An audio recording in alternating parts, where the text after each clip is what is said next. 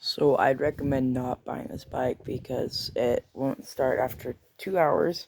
It's been a while though, so I've clutch on everything, and I'm just gonna go ahead and pull start it, and the bike is on. And we've also tried twisting the handle while doing so, and it's just a really cheap engine. If anybody's fixed something like this, it was dead in the day. We checked the spark plug and everything.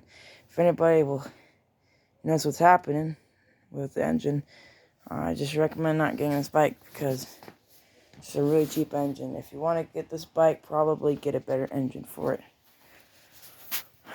But we tried a bunch of things online, none of them worked. So if anybody is like a mechanic or something, please help us out.